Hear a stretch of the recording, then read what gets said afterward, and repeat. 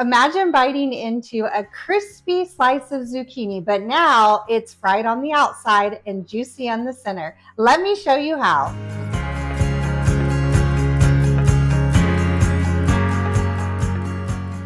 Today, we are making fried zucchini. My name is Christina. I'm with eatingonadime.com. Welcome to my sister Carrie's kitchen. My sister Carrie and I are on a mission to help real families eat real food at home, even on a budget. And we love making some of our favorite recipes at home, and we make them quick and easy. And today, I'm going to show you how to make the best fried zucchini. I have linked today's recipe in the description below, and we always do that so you don't have to write everything down and you don't have to remember anything. So make sure that you check it out.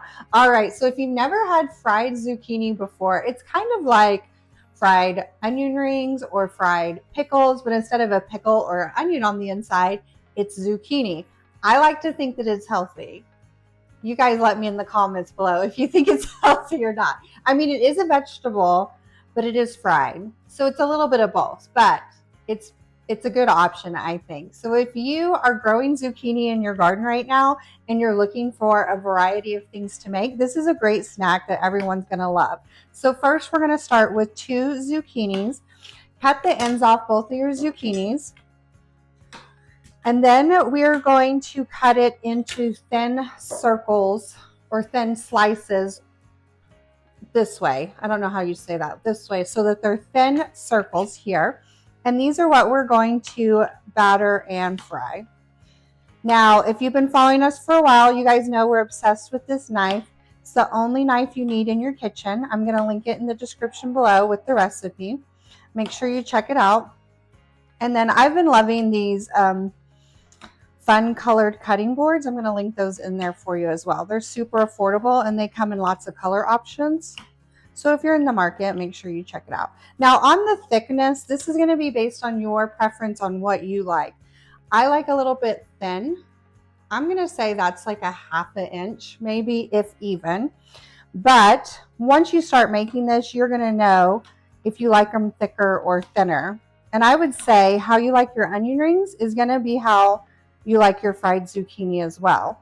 So if you generally like thin onions in your onion rings, then I would go on the thinner side with your zucchini. I'm just cutting these by hand today, but you can use a mandolin slicer since you can adjust your thickness, and just make sure you adjust it based on how thick that you would like it. All right, now it's time to get everything ready to batter these zucchini. So when I batter the zucchini, I prepare 3 bowls. So I'm going to show you that process. And it's really important to get your setup down right so that you can have a dry hand and a wet hand, and it makes the battering go super quicker. So take a little extra time at the beginning to get the setup perfect, and it's going to save you a lot of time at the end. Okay, I already misspoke. It's actually 4 bowls. Sorry, I said 3. Our onion rings is 3. I was getting it mixed up. My bad. So it's 4 bowls. I am using shallow bowls. Use whatever you have. In the first one, you want 2 cups milk. It's really easy to remember because you're making 2 zucchini. You need 2 cups milk. Everybody shout out to Rosie. That's Rosie barking in the background there. In the next bowl, you want 2 cups all-purpose flour. The third bowl, we are going to do 2 eggs, and you want to whisk them together.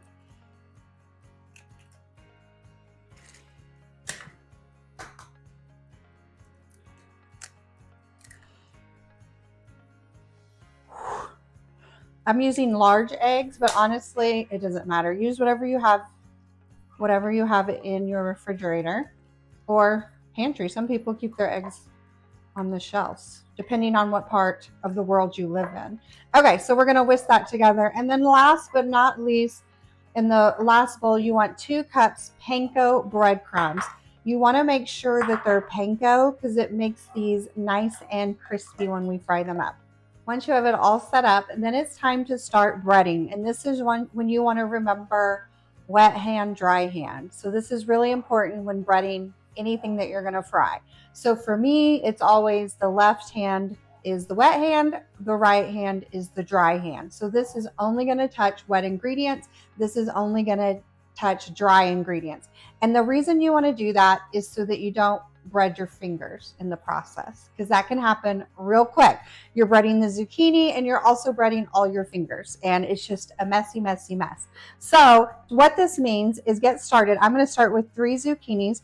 You want to dip them into the milk with your wet hand, then take them and put them into the flour.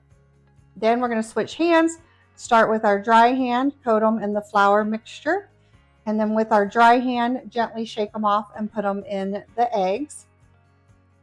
And then we're going to slide down and with our wet hand, coat them in the egg mixture. Sometimes you have to flip them a couple times to get them to stick.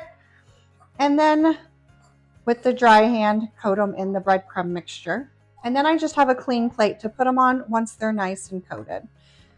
So you just want to continue this process until all the zucchini has been coated in the batter. Okay, time for round 3. Coating them in the flour, or in the milk and then in the flour. Sorry about that.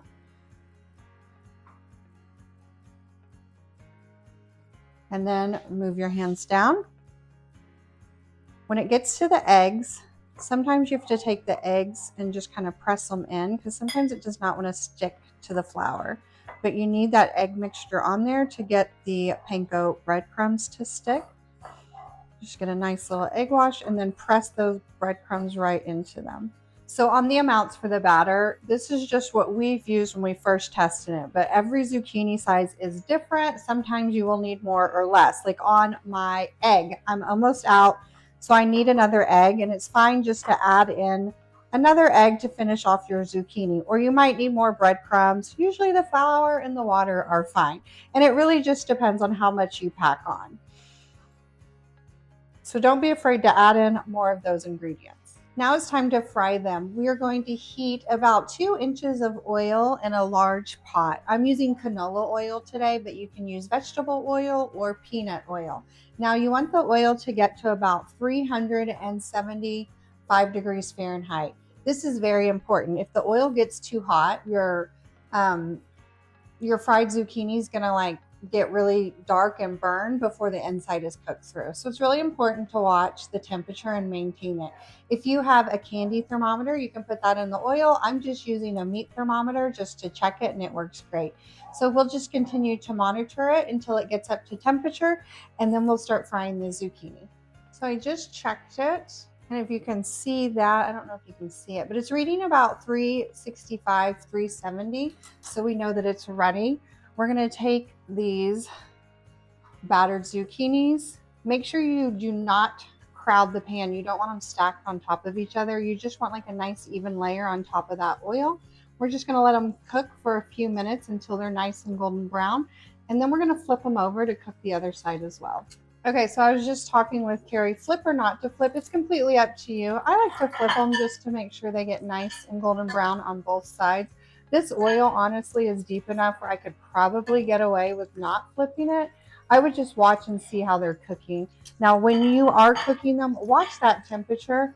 I went ahead and moved the temp down to about medium, and then check it every so often. Because again, if this oil gets too hot, you're gonna burn those zucchinis and they're not gonna taste as great. So we're still reading about 360, so that's perfect because we got a lot of zucchinis to fry. Once they're nice and golden brown, go ahead and remove them and put them on a plate lined with a paper towel just to soak up that excess oil.